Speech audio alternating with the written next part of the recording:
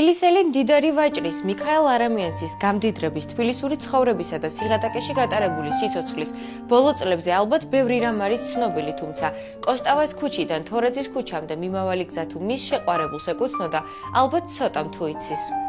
მიქაელ არამიანცი ქალაქის ყველაზე მდიდარი ვაჭრების რიგს მიეკუთვნებოდა. იგი თბილისელი ვაჭრების უმაღლესი გილდიის წევრი იყო და დავით სარაჯიშვილთან, ალექსანდრე მანთაშოვთან, ევგენი ზემელთან, აკაკი ხოშტარიასთან და მელიქ აზარიანცთან ერთად ქალაქის განვითარებაში უდიდესი წვლილი მიუძღვის. არამიანცი წარმოშობით მთიანი ყარაბაღიდან ყოფილა.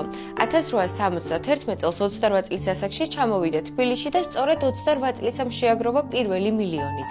ვაჭრობდა ქსოვილებით, აბრეშუმით, შალით, ჩართული იყო შაქრის ტრანზიტულ კომერციაში, თუმცა დიდი ქონება ნავთობის სფეროში დააგროვა. არამიანცის ბიზნეს იმპერია უზარმაზარი გახდა, თუმცა კომერციაში წარმატებულ არამიანცს პირად ცხოვრებაში არ გაუმართლა. ჯერ კიდევ თბილისში ყოფნისას მას ცნობილი კომერსანტის შოლკოიანცის 18 წლის ქალიშვილი ეხისაპეტი შეუყვარდა. მალე არამიანცმა იგი ცოლად მოიყვანა და ახალშექმნილი ოჯახი ბაქოში გაემგზავრა. თუმცა როგორც აღმოჩნდა, ეხისაპეტი ერთგული მეუღლე არ იყო. არამიანცის სახლში ჩხუბი და აყალმაყალი ჩვეულებრივი მოვლენა გახლდათ.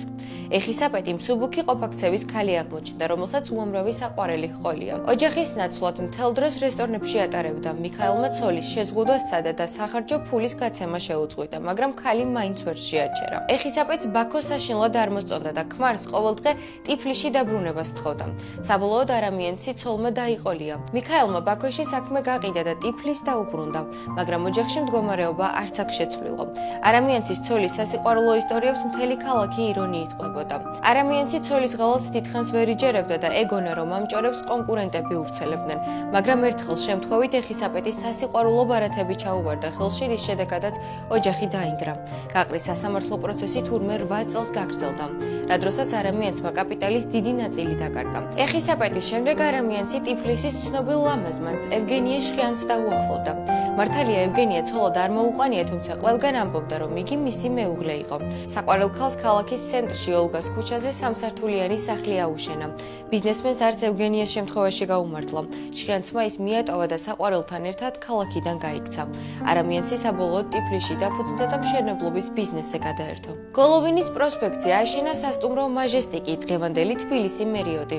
სასტუმრო პალას ჰოტელი, რომელიც დღევანდელი თეატრალური უნივერსიტეტის შენობაა და რა თქმა უნდა ქალაქის საავადმყოფო, სადაც პაციენტებს სრულიად უფასოდ მკურნალობდნენ და ექიმების ხელფასს არამიანცი იხდიდა. უანგაროდ გაკეთებული უამრავი სიკეთის მიუხედავად საბჭოთა ხელისუფლებამ არამიანცს ყველაფერი ჩამოართვა.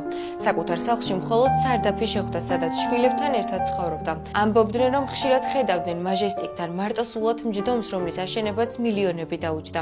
სინანულით ათვალიერებდა შენობას და ეფერებოდა კედლებს. 1924 წელს არამიანცი სიღატაკეში გარდაიცვალა. დასაფლავებაზე უამრავი თბილისელი მივიდა.